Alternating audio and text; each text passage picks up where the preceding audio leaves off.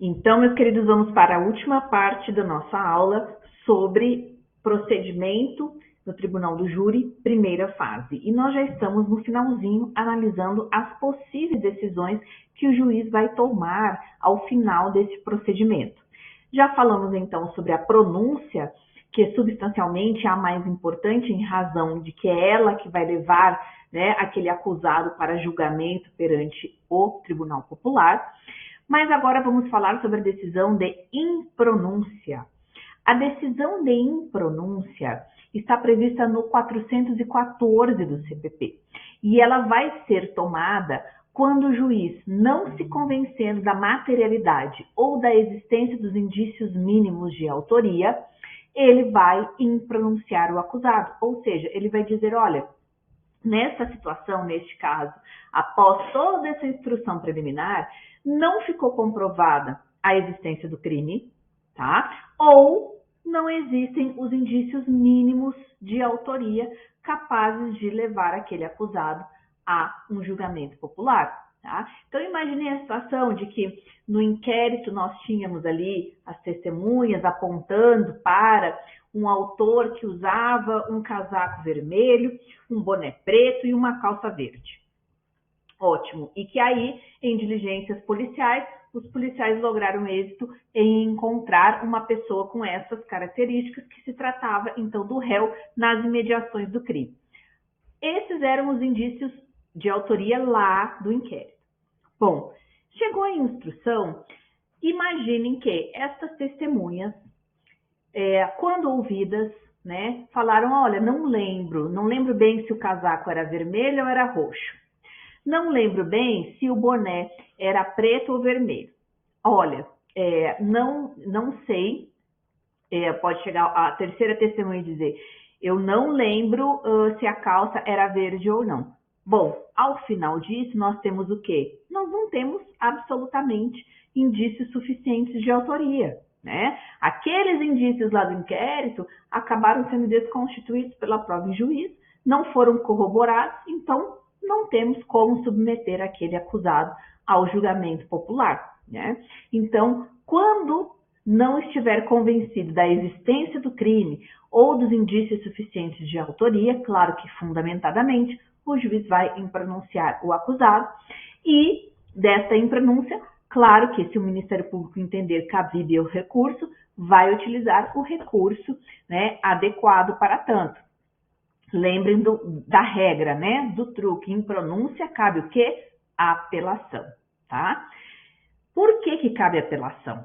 Vamos mais a fundo. Por que cabe apelação? Nós falamos da regrinha e do truquezinho de prova, mas por que cabe apelação? Porque aqui a natureza jurídica dessa sentença de pronúncia é de uma sentença que extingue o mérito. Então vai ser cabível a apelação. Ela extingue o mérito, né? Ela diz que ele não vai ser submetido a julgamento perante o Tribunal Popular. Então, é cabível a apelação, tá? Agora, cuidado com a advertência do parágrafo único, e que enquanto não ocorrer a extinção da punibilidade, né, ou seja, não prescrito o crime em abstrato, pode ser formulada nova denúncia ou queixa se houver alguma prova nova. Então, imaginem que as testemunhas, né, em juízo não corroboraram o que tinham falado em inquérito, mas surgiu, né, uma câmera de segurança que estava ali no local e que ela não tinha sido levada a conhecimento, enfim, surgiu posteriormente essa câmera de segurança e que filmou esse dia. E que aí na filmagem dá para perceber, olha, realmente o réu estava assim, trajando a calça verde, e inclusive dá para filmar o rosto do réu e era efetivamente ele. Então, enquanto não prescrito, não extinta a punibilidade, pode ser oferecida nova denúncia se houver nova prova, tá? Então, atenção a essa situação. Bom, já vimos caso de pronúncia, impronúncia, né? E agora nós vamos ver o caso de quê? O caso da desclassificação, tá? que é essa desclassificação? E essa aqui também é campeãzinha de prova, hein? Muita atenção, porque ela também cai bastante em prova de concurso. Artigo 419. Quando o juiz se convencer em discordância com a acusação da existência de crime diverso dos referidos, né, no parágrafo 1º, artigo 34 desse código, ou seja, de crimes contra a vida, quem tiver aí com seu vadimécum já escreve crimes contra a vida, e não for competente para o julgamento, remete os autos ao juiz, que seja ao juiz competente, tá? Olha que interessante, aí diz o parágrafo único, remetidos os autos do processo a outro juiz, à disposição desse outro juiz ficará o acusado preso. Perceba o seguinte, aqui ele está dizendo o seguinte, olha, terminou a primeira fase, né, e o juiz entendeu fundamentadamente, né, vai dizer o porquê, entendeu que ali não era crime contra a vida, não era um homicídio, que ali era um latrocínio, por exemplo. Latrocínio tem morte, mas não é crime contra a vida, ele é crime como patrimônio. Então, ele vai dizer o quê? Olha, aqui tem o crime, né? Tem o autor, mas nós não estamos diante de um crime contra a vida, nós estamos diante de um crime contra o patrimônio, então eu vou desclassificar. Ou ele pode dizer, olha, aqui nós não estamos diante de uma tentativa de homicídio, nós estamos diante de uma lesão corporal. Está claro aqui, pelo laudo, pelos depoimentos das testemunhas, pela fala da vítima, pela fala do réu, que é uma lesão corporal. Então, vamos desclassificar. Então, fundamentadamente, o juiz, utilizando esses elementos colhidos na instrução, ele pode desclassificar, ou seja, dizer que não é o crime contra a vida e mandar para outro juiz competente, tá? E aí, se o acusado estiver preso, né, o que diz o parágrafo único é que esse acusado vai ficar à disposição deste outro juízo, né, mas por vezes é causa até de revogação da prisão, enfim, tá?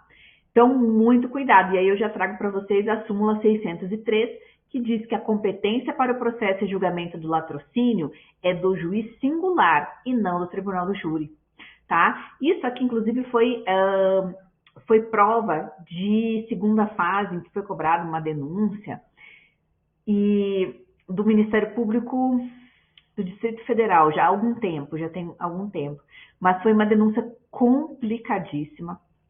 E era uma situação justamente nesse sentido, que estava induzindo o candidato a denunciar, né, pelo tribunal do júri e, na verdade, era um latrocínio, né, o gabarito era um latrocínio. Então, são sempre essas situações entre júri e latrocínio, são sempre muito exploradas nos concursos, tá? Então, muito cuidado. Então, a desclassificação é isso. O juiz, aí percebam, da desclassificação, né, vai ser cabível qual recurso? Recurso em sentido estrito. Mas por que vai ser cabível recurso em sentido estrito? Porque aqui nós não estamos decidindo mérito e pondo fim a processo. O juiz vai dizer simplesmente, eu não sou competente, eu vou mandar para quem é competente. Aqui não é crime contra a vida, aqui é crime contra o patrimônio, eu vou mandar para quem é o competente, lá que ele vai decidir. Então, por isso, né, é uma decisão que não está pondo fim ao mérito, vai ser cabível recurso em sentido estrito, tá? Mesmo raciocínio com relação à pronúncia. Percebam que vai ser cabível recurso em sentido estrito da pronúncia e da desclassificação. Por quê? Porque são ambas situações nas quais não se põe fim ao processo. Em uma, o juiz se diz incompetente porque não é crime contra a vida, e a outra, ele diz que, de fato, é um crime contra a vida e que submete ao juiz natural. Então, nessas situações, né, não decide mérito, não põe fim ao processo, é cabível recurso em sentido estrito. Agora, na impronúncia, ele decide, ele diz aqui, né, não existe o mínimo de materialidade e autoria para dizer que é um crime contra a vida, então não vou submeter o réu a julgamento plenário, ele está decidindo, cabe apelação. na absolvição sumária. A mesma coisa nós vamos ver agora justamente a hipótese de absolvição sumária, que é a última, né, das últimas decisões possíveis que o juiz pode tomar, tá? Pessoal, opa, um slide no fim. A desclassificação, a gente já falou. A absolvição sumária. 415. O juiz, fundamentadamente, absolverá desde logo o acusado quando provada, muita atenção nessas hipóteses, tá? Sublinha aqui, destaca, provada a inexistência do fato. Provada a inexistência do fato. Provado não ser ele o autor ou partícipe do fato. Aí vocês devem estar me perguntando, mas professor, isso aqui não é igual em pronúncia? Não. Sabe por quê? Porque na impronúncia não há indícios mínimos da materialidade da autoria. Aqui, nós não estamos falando que não há indícios mínimos, nós estamos falando que não existe o fato, que está provada a inexistência do fato. Aqui nós estamos falando que está provado que não é ele o autor ou partícipe do fato. Então, aqui nós estamos entrando o quê? Nós estamos entrando num mérito, nós estamos dizendo, o juiz vai dizer, não foi ele, não teve crime, com base na prova.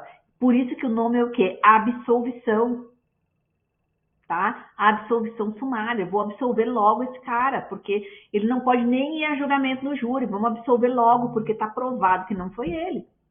Tem um exame de DNA dizendo que não foi ele. Colheram lá o sangue que ficou no local, o sangue não era da vítima, o sangue estava na arma que foi utilizado. Esse sangue foi feito confronto com o réu aceitou se submeter ao exame, não era ele. E mais, acharam no banco de dados genético, acharam um outro autor de um outro homicídio que tinha também a mesma arma utilizada com o mesmo confronto genético. Está provado que não foi ele, tá? Então, aqui é o quê? A absolvição sumária, tá? Então, provado a inexistência do fato, provado que não é ele o autor ou partícipe, absolve sumariamente. Ou que o fato, então por isso, aqui é diferente da impronúncia. A impronúncia, o quê? Nós não temos o mínimo, nós não temos indícios mínimos. Inclusive, se esses indícios forem localizados, né, antes de prescrita a acusação, pode ser oferecido novamente, né, a denúncia. Agora, aqui nós estamos falando de que está provado que não foi ele, provado que não existiu crime, tá? Ou o fato não constitui infração penal, tá? Então, muita atenção nisso aqui. Pode ser que, né, se verifique que aquele fato que parecia ser um crime contra a vida, na verdade não é nenhum crime. Ou que estiver demonstrada a causa de isenção de pena ou exclusão do crime, tá?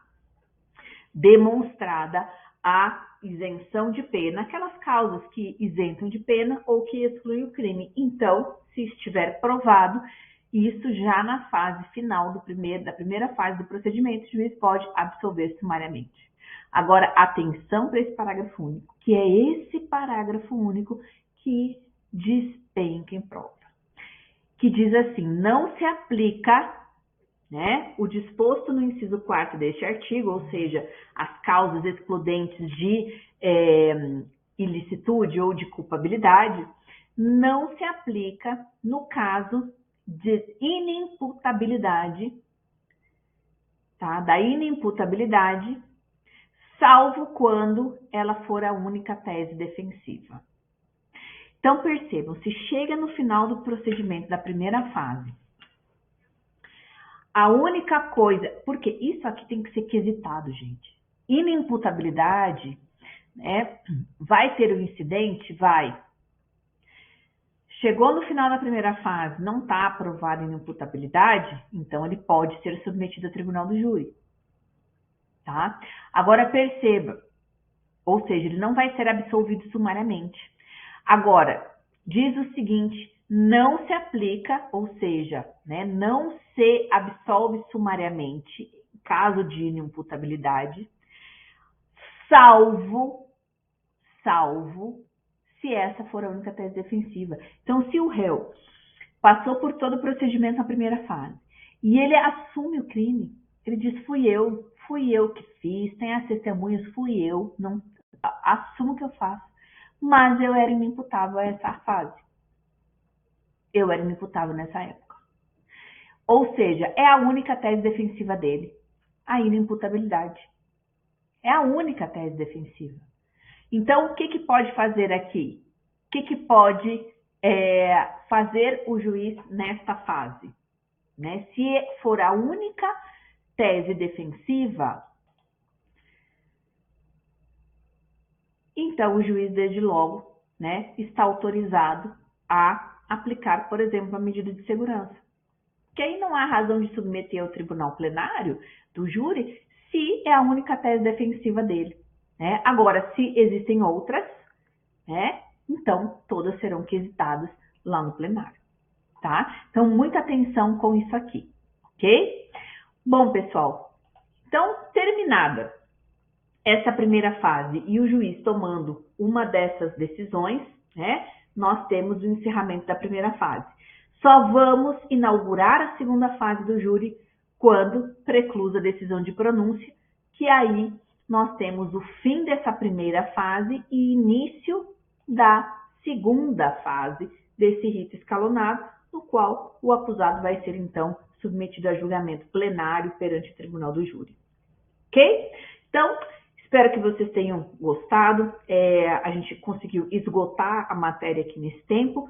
Não esqueçam, qualquer dúvida, me mandem um e-mail, meus contatos estão aqui, redes sociais, né? Não esquece de colocar aquele print lá, quem estiver assistindo a aula. Me marca que eu gosto de saber quem vocês são, acompanhá-los também nos êxitos futuros. Beijo, pessoal!